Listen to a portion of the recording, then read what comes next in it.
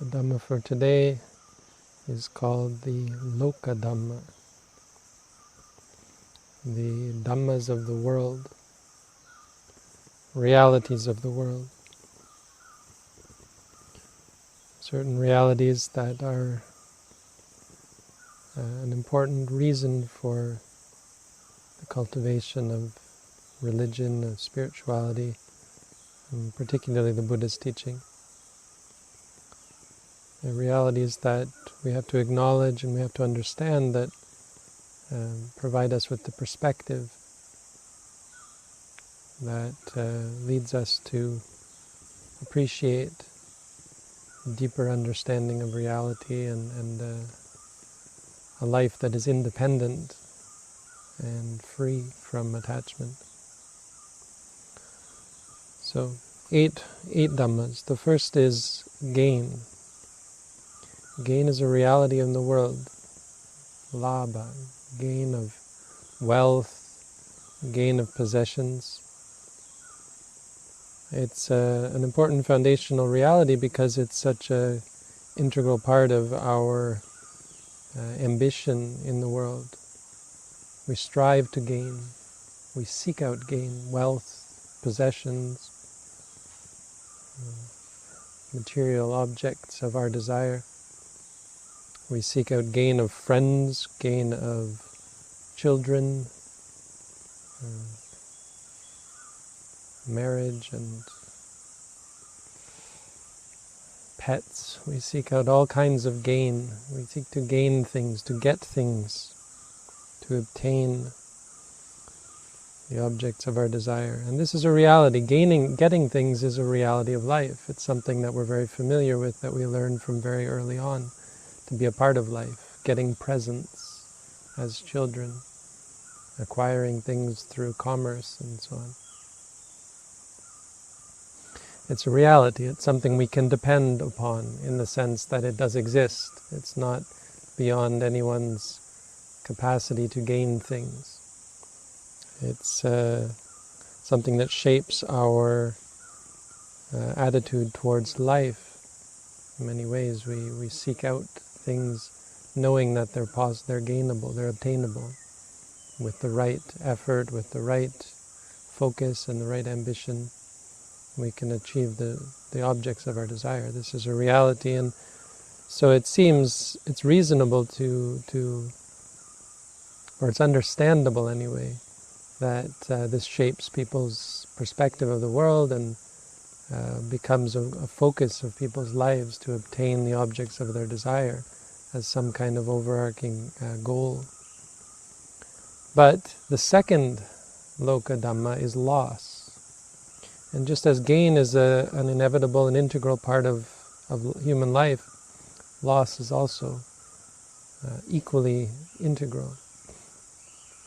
We have gain is a part of life, but we also have loss, and usually in equal portions. Anything that you gain is eventually going to be lost. If not during life, then at the end of life we're going to lose everything.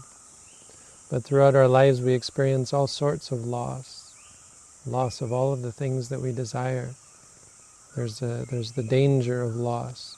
There's even the threat of loss that leads to worry and stress, even while we have the things that we wish for. We have the objects of our desire, we are in possession of them, and yet there's worry and fear of the potential for loss. Loss of physical possessions, loss of companions, loss of parents, loss of children, even loss of health, loss of limb, loss of youth. All kinds of loss are an integral part of life. And so we see the danger here. We see the problem with this attitude, this perspective of chasing after the objects of your desire, because obviously that sets you up for the potential for loss. It sets you up for the suffering that comes from loss. So much depression and sadness and stress and suffering comes from losing the things that you cling to, that you like, that you desire. So These are a pair. These are an integral part of reality, and understanding them both as being unavoidable, that makes us at least ask the question of how do we find happiness when life is uncertain in this way. The third Lokadhamma is fame. Well, fame is not something everyone seeks out, but yet it still is something that is desirable, agreeable, pleasant to most people. But even if it's not sought out or even agreeable, it's still inevitable. It's inevitable, or it's integral in life. It's an essential part of life that people know about us. For some, this goes to an extreme of being famous. And it's something that becomes addictive for those who have some modicum of fame. As they start to taste the pleasure of being well known, they enjoy it, they crave it, and it becomes an obsession or a focus. People seek out fame, think of ways that they can become more popular, more famous. Nowadays on the internet, popularity is much more commonly sought out. People seeking out friends, how many friends you have, how many followers you have, how many subscribers, how many viewers. It's a part of our psyche, something that is agreeable, enjoyable, desired, and something that's obtainable, something that we all experience to some degree or another. But of course there is the opposite. There is obscurity or loss of fame or lack of fame. And for those who are attached to their fame, they slide into obscurity over time. No one is famous forever. Obscurity is also a part of life, balancing out the existence of fame. For some people, it's the opposite, where they would prefer to be obscure. But the same problem holds. You can't always be an unknown. You can't always stay hidden. And for some people, fame is a thorn in their side. It becomes a cause of stress and suffering, having to deal with the fame, having to deal with the popularity. And yet they can't avoid it. These things are integral part of life, and they're incessant. There's aspects of life that come and go as they are caused, meaning there's no control. We can't choose how much gain we have or loss or fame, or we don't choose these things. They're beyond our control. They're a part of life as opposed to a part of our capacity to choose or to establish. We can't choose how much fame we have. We can't choose the things that we gain. All the work that we might engage in to get the things we want and to be who we want can often be in vain, and is certainly unpredictable and impermanent, subject to change, subject to loss. The fifth is praise. Praise is an essential part of life.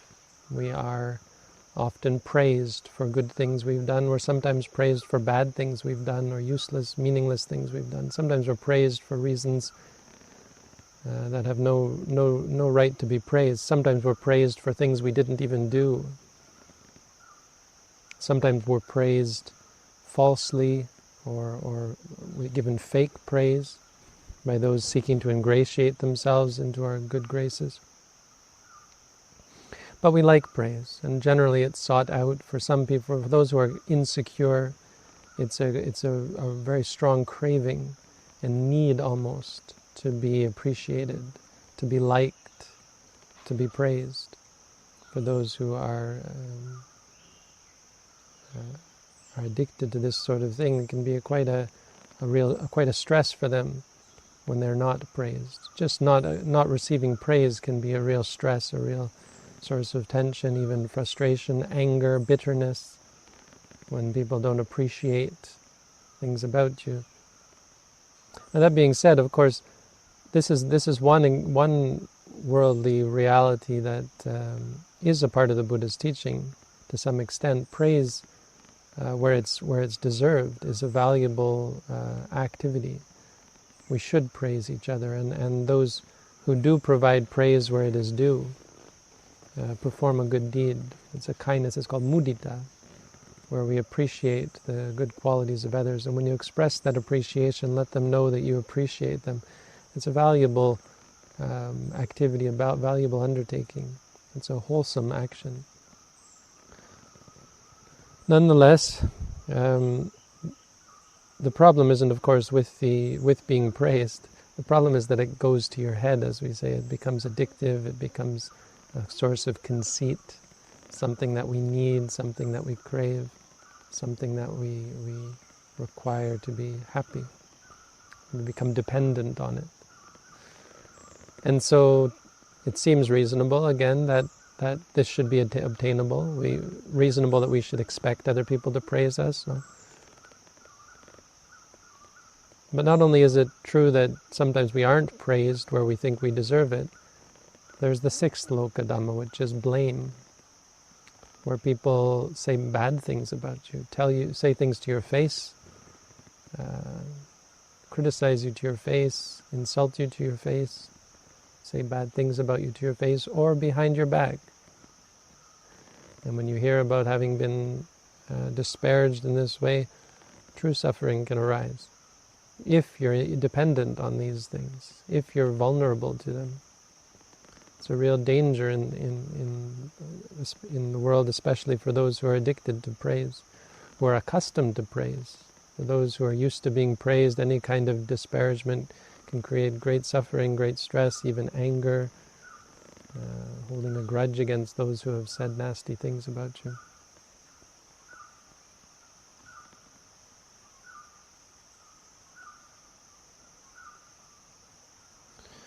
So this kind of back and forth is an essential part of life. That we are praised, we are blamed. The Buddha said, Natti lokeya nindito. There's no one in the world who is blamed, even those who don't deserve it.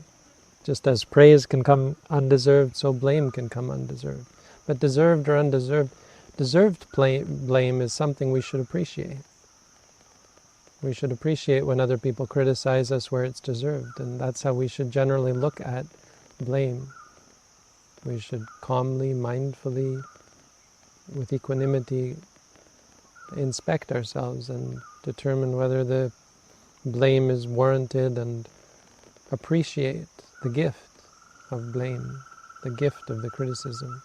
That the Buddha said this is like someone who points out buried treasure to you, something that is very valuable. Of course, being alerted to a flaw in your character is an incredibly valuable gift, something that we should appreciate and praise. But the point is that it's inevitable, sometimes earned, sometimes not earned, and blame, just like praise, isn't a problem. The problem is our dependency. We depend on praise. We depend on not being blamed, not being criticized. Our happiness depends upon us, our satisfaction, our contentment, our peace of mind. But this is the reality of life, that these things are inevitable. These things are a potential part of, a potential consequence of life as a human being. We can't safeguard against these things. The seventh is happiness or pleasure. Pleasure is an important part of the world and the most essentially sought after goal in worldly life. It's what so much of our ambition is geared around, so much of our life is focused on, the acquiring of sensual pleasure. Beautiful sights and sounds and smells and tastes and sensations, on physical sensations. We do so much for these things. We'll fight for them. We'll sometimes steal for them or manipulate others for them. We'll work long hours in arduous tasks, arduous employment, all thinking about not only the gain of money but the sensual pleasure that comes from having what we want. So we'll set up our lives in such a way that we have pleasant sights, artwork, or living in nature, or companions, beautiful husband or wife or children, beautiful clothes, beautiful house, beautiful car, all these things that we like to see, all these things that make us happy to have. Beautiful sounds, so we have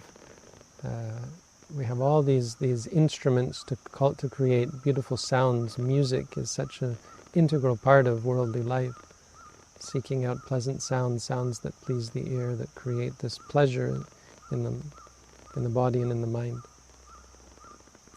Or we like to live in nature, and we enjoy the pleasant sounds of the birds and the wind and the insects, the pleasant sounds of the wind in the trees and the water of the river and so on. All these, always pleasant sounds is always what we seek out.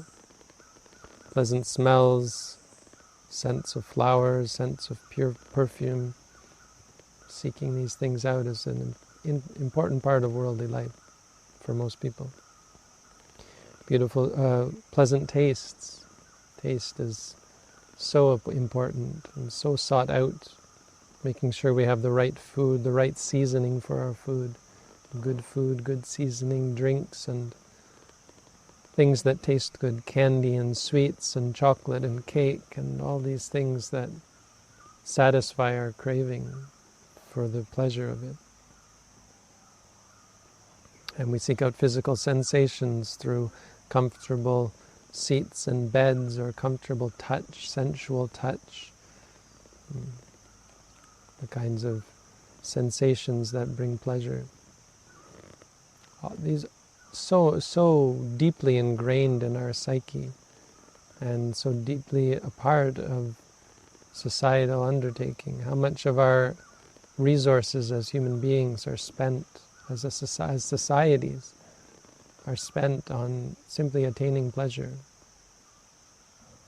And again, as with all these things, it seems, or it's understandable, it seems reasonable to most people that this should be a goal because it is a part of life. This is a worldly Dhamma, a truth of life. Pleasure is a part of life. But, as with the others, there's an opposite. The other truth of life is the opposite of pleasure, and that's pain. Pain is an essential part of life, just as pleasure is.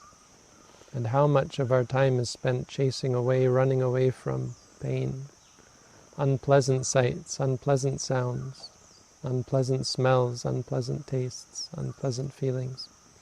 We do so much to guard against these things. As much as we seek out pleasure, to the same extent we chase away or run away or escape from pain. And yet these are a part of life. They are the vicissitudes of life, the essential qualities or essential realities of what it means to be human. Just as we can't live a life, we're not destined to lead a life without pleasure, we're also not destined to lead a life without pain. These are the realities of life, things we have to contend with. And so we see the problem, as with all these, the problem in chasing after pleasure is we become dependent on it. And of course when it's not there, you're dissatisfied, but more importantly, or more an extreme, when you experience pain, it's a double suffering. Not getting what you want and getting what you don't want.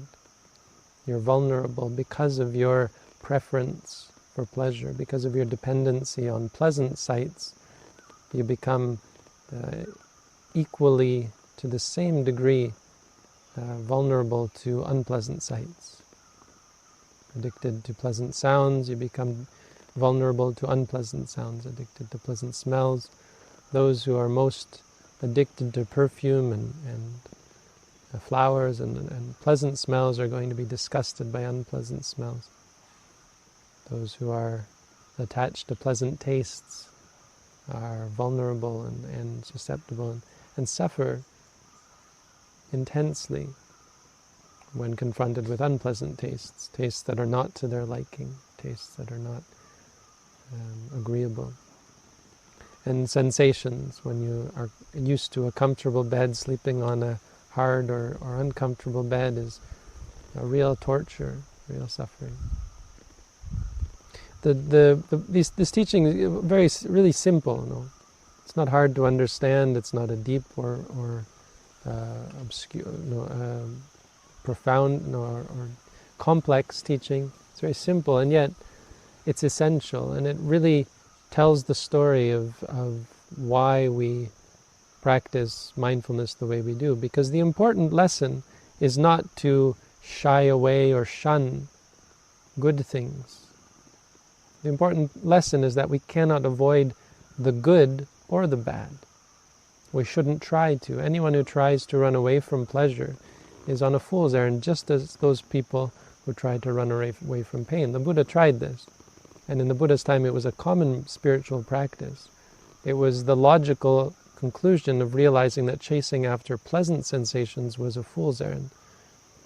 If that isn't the way to become free from suffering, maybe the opposite is. Maybe if we chase after unpleasant sensations and run away from all kinds of pleasure, avoid any sort of sensual pleasure, anything good, give up all our possessions, have nothing.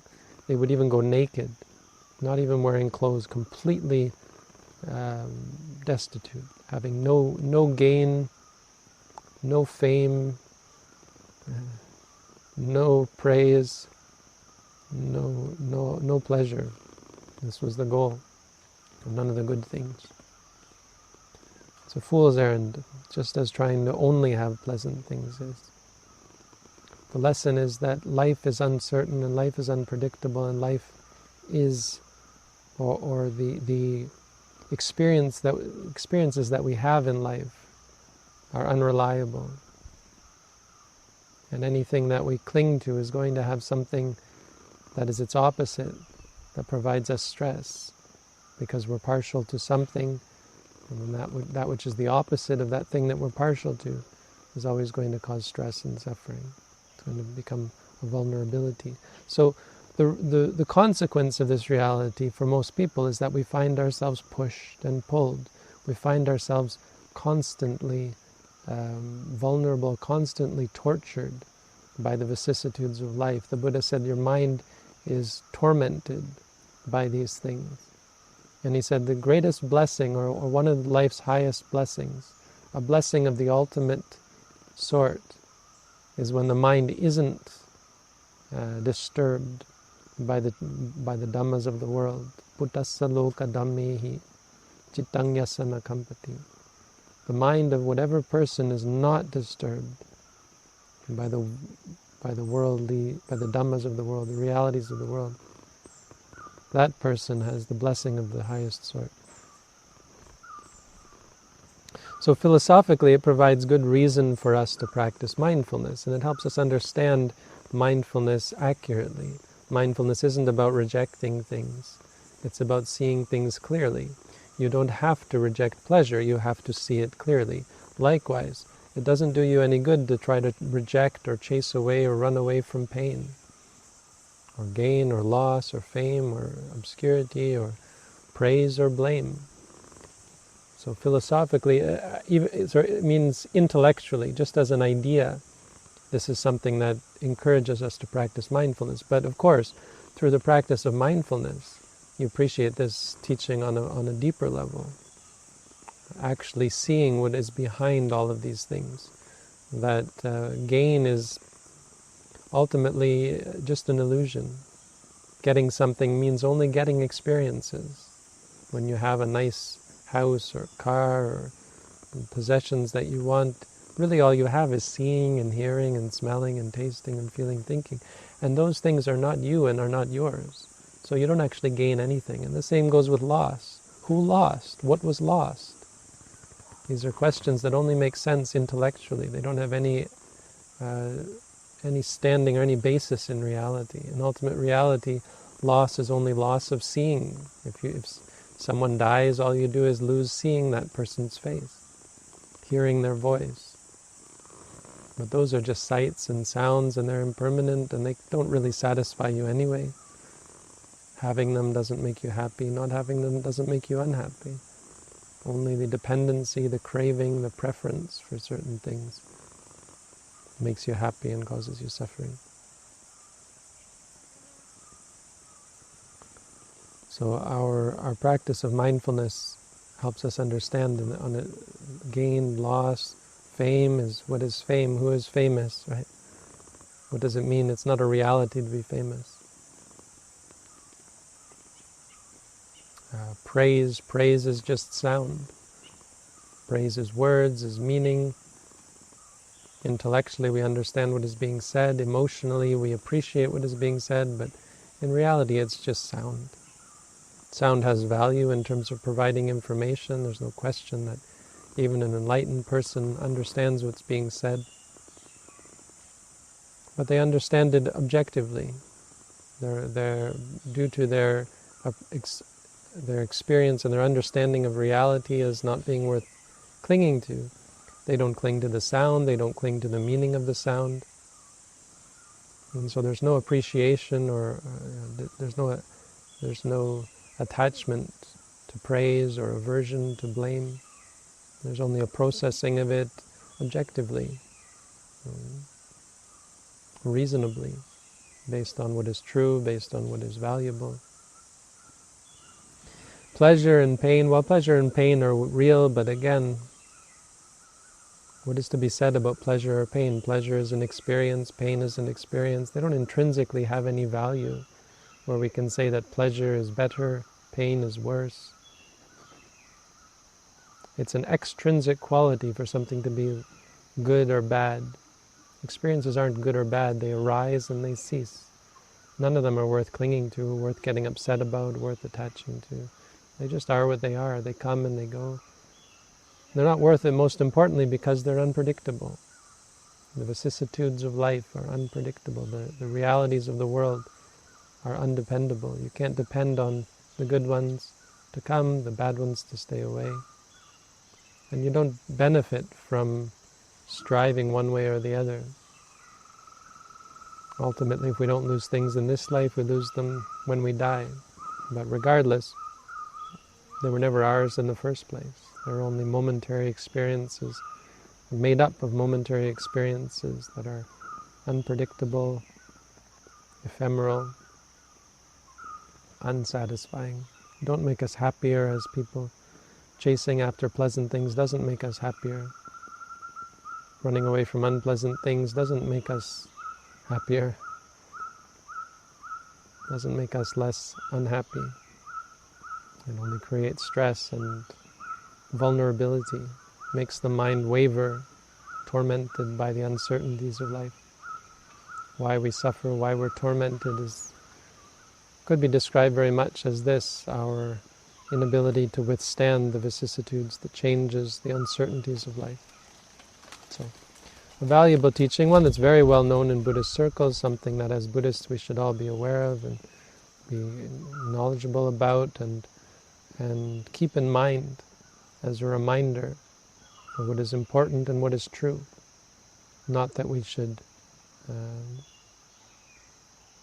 shun any aspect of life, but that we should understand the uncertainties of life and appreciate the value of being independent, being safe from the uncertainty, from the torment that comes from chasing after some part of life in favor of some other part. So that's the Dhamma for today.